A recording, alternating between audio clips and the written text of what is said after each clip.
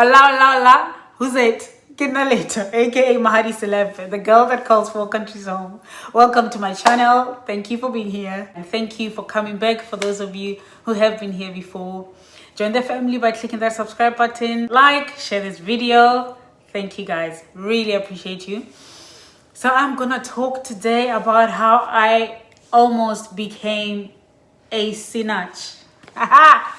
Okay, now just a by the way, I have actually met Sinach.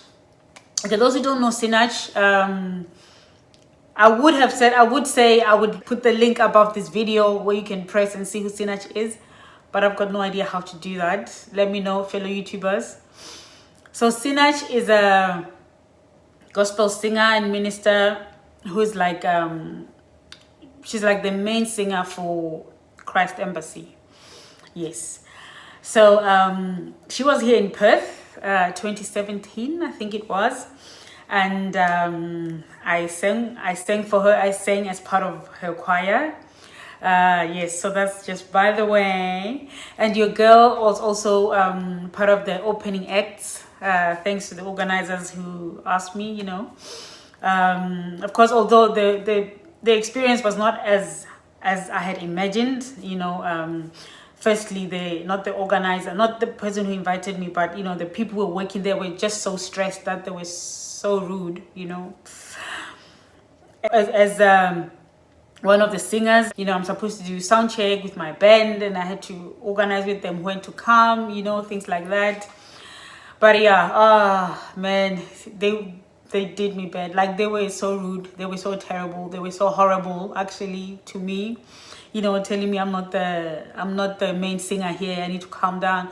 Like, they were just rude. But yeah, I'm not excusing their behavior, but I know stress, some people don't deal well under pressure. And I have sung a lot of times at different events, and I've seen people under stress, and not everybody's able to handle their stress properly. And then when we did come to just before the concert, you know, as a choir, and I was really looking forward to seeing how Sinach handles herself, you know, because it's someone I look up to. You know, I look up to a lot of worship leaders, a lot of gospel singers, you know, who are much more experienced. And yeah, she did not talk to us at all. You know, she prayed with her people over there at the corner, and we had to pray along the side. So that was really disappointing. Yeah, it just made me feel like, you know, I mean, everybody else seemed to be okay with it, you know. So I don't know whether, I don't know, maybe it's a thing, maybe it's like if you're not sure how people are spiritually, you don't pray with them. Maybe, I don't know what that was about, but that was pretty disappointing. You know, because I, you know, from my understanding, if you're going to worship together, you're on that stage together, you need to be one, because you're in one spirit, you are one. You are here to deliver what God has in store for his people, you know. So that was really painful, and that was really, I felt strange. But I met her and I was blessed. I did not enjoy the concert as a singer back there, because you know, it had just happened that, you know, the prayer thing, and that's all I was thinking of for most of the time. I was thinking, oh my days, is she really who she is? Is she really the Christian that I thought she was? Is she really, you know? But yeah, I prayed about it and I got out of that mode, and you know, it was such a blessing to people, and I saw how much people were blessed. As a result, I was blessed, you know. Yeah, get blessed from seeing people get blessed. And her choir conductor was really nice, really polite, like such a humble guy. And the band, I got to meet them, they were so polite, because they had been waiting in the hall with me when I was waiting to do my sound check. So they sound checked without her. They were such amazing people, down to earth, you know, brilliant people. So yeah, I just thought I'll just say that, really. That was my experience, guys. Don't come after me. Yeah. So how I almost became a Sinach. So, my experience with a Pentecostal church. This was my first ever experience with a Pentecostal church. So my husband and I were separated. You know, he had just said just a day before. I had a concert 2011 May. The day before my concert, he had said he wanted a divorce. So anyway, I just continued, I just said, Lord, give me the strength. I just went on with the concert, and that went well. And then I don't remember how I met these guys, but they were Pentecostal, they were very Christian. And I went to visit them, and they told me, oh goodness, I don't remember how I met them. I do not remember how I met them, but I believe, God brought us together basically, because that's how I coped with this whole situation. I told them what's happening in my home. They were friends. The husband was my husband's colleague. So I think that's how I met them. Okay, I think what it was, I think they had invited us to their church, but then Malapo did not want to go anymore. So I went. I can't remember if I went with the kids or just on my own. And that's where then I met the whole family, the whole church family. We were in Kettering, and the church was in Birmingham. And, I met that pastor, very wonderful person. Like, it was just a friendly church, it was just a good church. And, so they invited me to the choir rehearsal. Okay, I think, so I must have said that I sing. In the UK, I sang quite a lot. So they invited me to their choir rehearsal, and we went there, and then, just practice. People are just singing and singing, we're just sitting in a circle and just, fellowshipping. And of course, it's very different, of course, because, people go into it. They like get into it and go, you know what I mean? Go in their spirit. And then the choir leader, like he was in charge of the choir. He didn't sing. He played the piano, but he was like, the choir leader, coordinator. He just said to me, can you lead this song? It was Ancient Words. Actually, this is part of the reason I recorded Ancient Words, even though Ancient Words is very different from my one on my CD, is very different from the one, from how they sang it there, or how we sang it there. I was like, oh, me? Oh, okay. I knew some of the songs I didn't know while they were singing. And then Ancient Words, they just said, they said, okay, what's the other song? So someone said Ancient Words, and they said, can you lead Ancient Words? And I was thinking, I haven't even told this guy to sing. I have not. So maybe he was told. But when I asked him later, he said no. He said he just could hear me. But I was just harmonizing with the other guys. I was not even singing loudly. So he just said, can you lead Ancient Words, please? And everyone was excited. I was like, oh, this is Papa's favorite song. So I was at Spirit Embassy. Said, oh, this is Papa's favorite song. Oh, okay. I don't know. Who's Papa? What's happening? Anyway, so we sang ancient words, holy words, long preserved for our walk in this world. They reside with God's own heart. Oh, let the ancient words impart ancient words. So it was much faster than my recording, like I said. And they got into it. But hey, I got into it as well, I had this Adventist way of singing, but when I got there, I got in the spirit, I just ancient words, ever true, changing me and changing you. We have come. Let the ancient words impart ancient words. Okay, it doesn't make sense now because there's no baking. Oh, and he was playing. Woo! Everybody got into it. Guys, I'm telling you, people just went into tongues. People stopped singing, and I was thinking, because up until this point, people had not. It had been like 1 or 2 people going to tongues, and then the whole choir went into tongues. Hey, I kept singing, and they kept playing. I kept singing, tongues everywhere. Oh I remember when I got home, I was telling my husband, I mean, we were separated at this time, but we're still living under the same roof. I'm like, the experience there, people just went into tongues when I sang it. It was really beautiful. So since then, I was invited then to come on Sundays, to come help the choir, with the singing. So basically, I was the choir leader. I became the worship leader, even though, of course, the people who were worship leaders before were still, leading. But then I was going to the rehearsals, helping them with the parts, harmonies and all that, and just how to present. It was a fairly new church, or rather, the singers were fairly inexperienced, even though people had a lot of potential. So so I was helping them with the singing, and guys, it was beautiful. Honestly, going there just gave me so much strength to go through my own issues. I was speaking life into my marriage and all that. So I got to learn about the churches. I would ask, so what's this church about? They would tell me, the prophet Hubert Angel, this and that, and he's now in Zimbabwe. So it was 2011. And then there's a time he was coming. They told me, oh, Papa is coming. Oh, you love him. He's going to love you.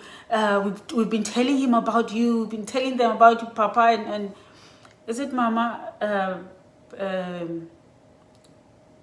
Okay, I can't remember what she was called. I think she was Mama. It was Papa and Mama. So I remember people were, we had to fix that. So they had found a building, because initially when I started going there, we were going in a hotel. So they had found a building, some factory place that was getting renovated, so we had to work hard, painting, fixing the carpets, Papa is coming. I'd become part of this family. I had been going there for a few weeks, I think months, by the time Papa was coming. So, hey, we're busy. We start singing, and then, they just choose you. I don't know, that one thing I envy about Pentecostals, they know how to lead worship. It's their thing. I guess, it's a cultural thing. Us Adventists, we are hymn people. We sing hymns. So if you're going to lead out, you're just standing in front, you all start the song at the same time. That's how it works. The Pentecostals, people just start a song. You don't have to be following any order. You can know that, okay, this Sunday we're doing these songs. But you can just start, and then in whatever key you like, and then the band will just follow you. At least that was my experience. And I've visited other Pentecostal churches since, Black African Pentecostal churches, and that's sort of that's how it works.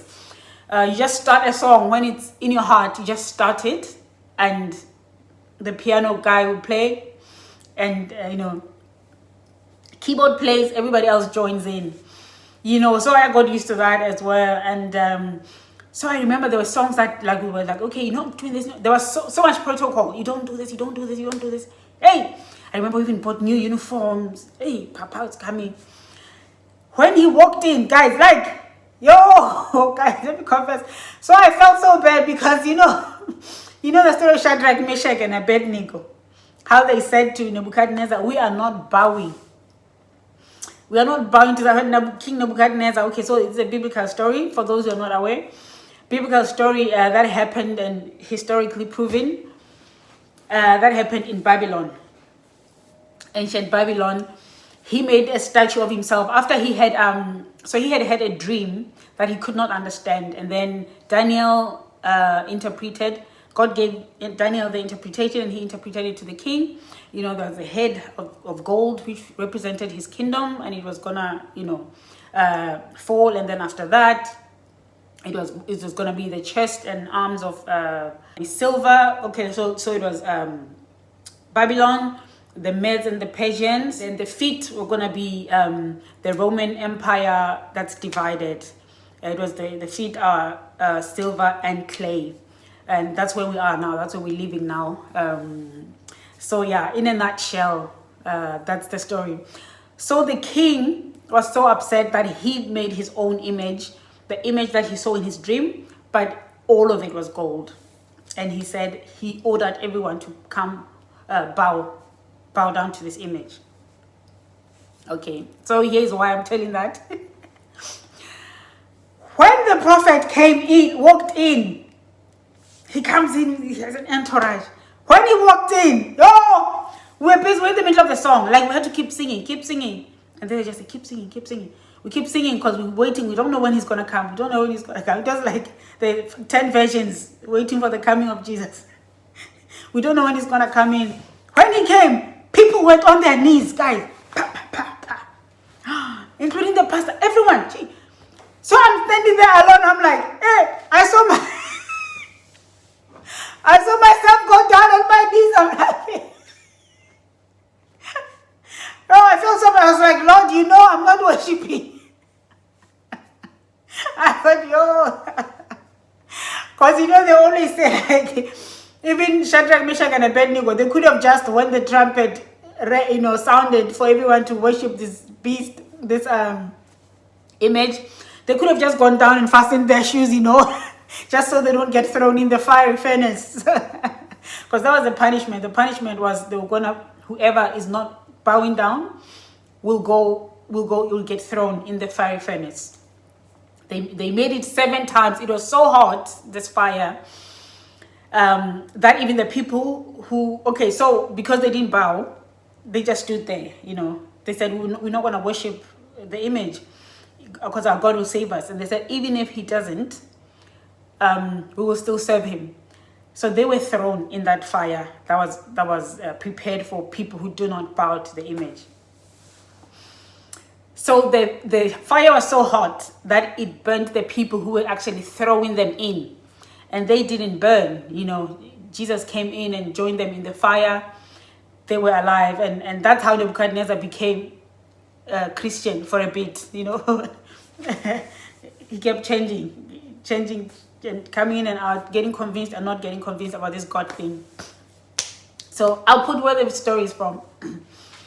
So anyway, people would be like, the boys could have just gone down and scratched their feet or pretend to fasten their shoe. But God would know that they were not worshiping, they were just, Hey, I just saw myself go down because I'm looking. People went down so quickly, so fast. Like, I just saw myself go down slowly. I'm like, Lord, I'm not worshiping this guy. I'm just.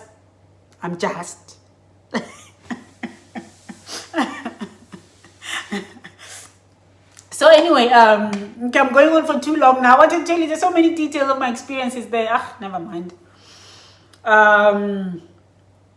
I can talk about other things, I guess, another time, As long as I'm still alive, there's still time. But then, so I got to meet him in person. They then had like a conference, like the whole country, England, conference of Spirit Embassy. So all the Spirit Embassies met. It was in Manchester. So they were, I think it was a prophecy session or something. And they called me to the front. I don't remember why.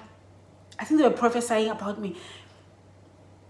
I don't remember other things, but I just remember being called to the stage and Mama C saying to me, I know you're having problems with your marriage. It's going to be okay. I just want to tell you, things are going to work out. Don't worry. I was like, wow. And of course, I've been warned by my church people and my other friends about my attachment to this church. I mean, everybody now knew I'm going to church. I went to church on Sabbath and on Sunday, And I think I was also feeling the pressure from Spirit Embassy to be more committed to Spirit Embassy, because now I was going to both churches. And everybody knew I'm going to both churches because I'm Adventist, I was like, no, I'm Adventist, guys, but, I love this church. So I'm part of this church as well, but I'm Adventist, actually. But, so they said they need to talk to me. They called me to the front to lead Ancient Words. Yes, we sang. After we sang Ancient Words, they asked me to come to the stage. They continued. I think there was someone else to continue with, the songs or something. This is when then I was told my marriage would work out. And then, you know, I said, yes, I receive, amen, amen, you know. And then the prophet asked me, oh, was it the prophetess who talked to me? Hey, guys, I don't remember, you know.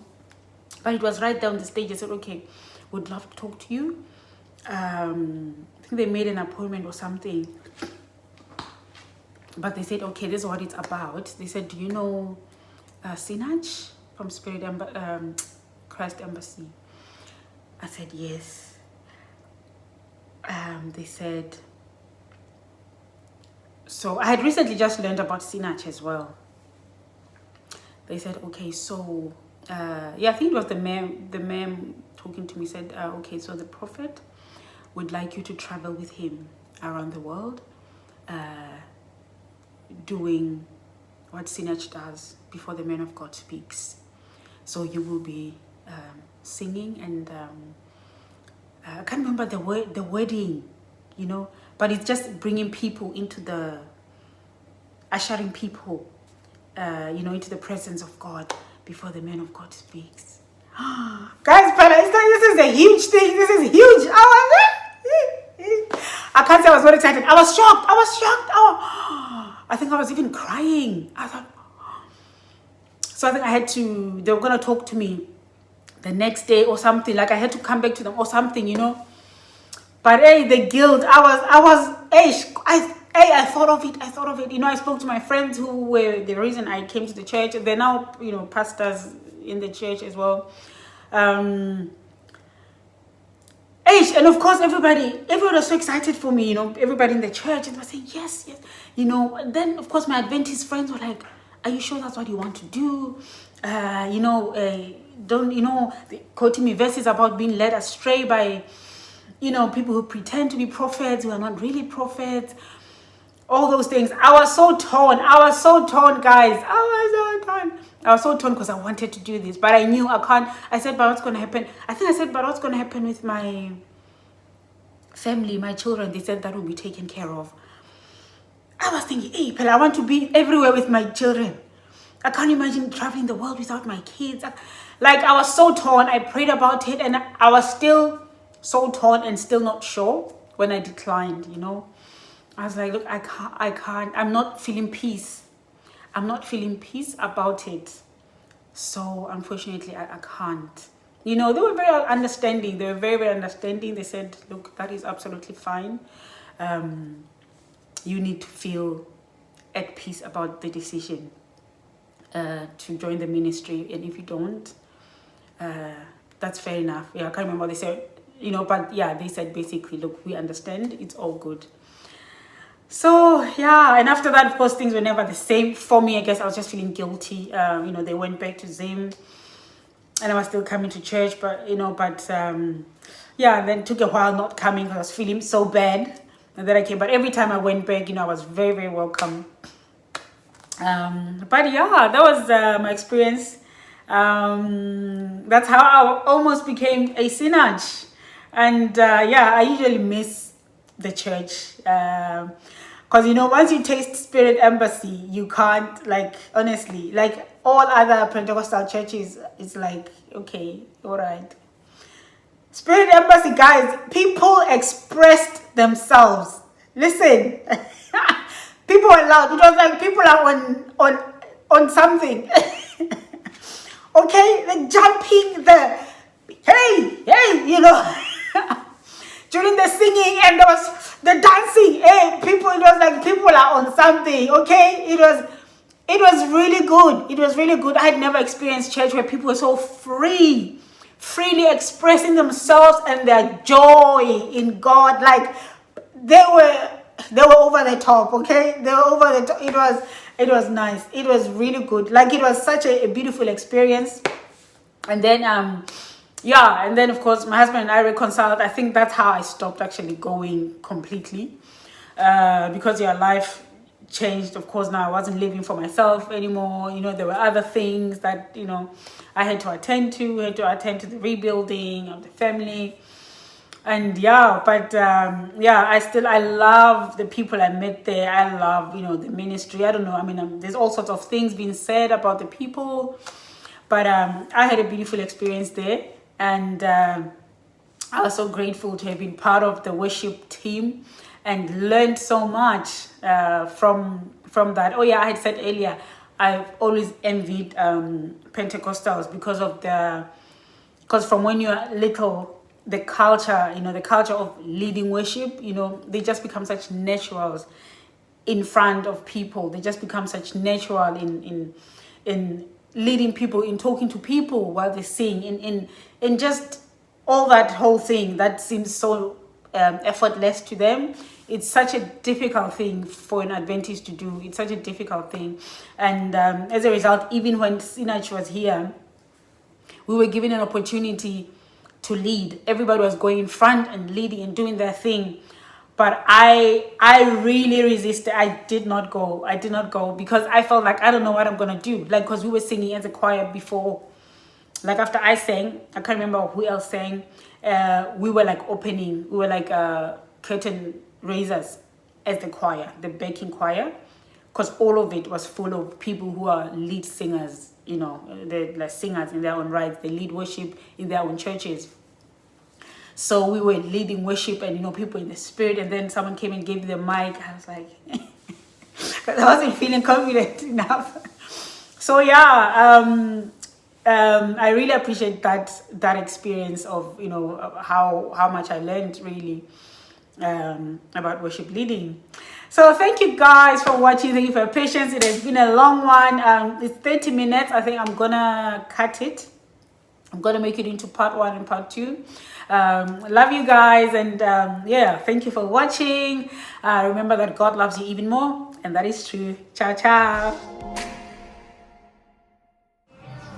Hola! You've watched everything. Thank you so much for watching everything. Now don't forget to subscribe and go back to my other videos and scroll and scroll and scroll and watch everything. There's very good things in here, very good interesting things. You are number one.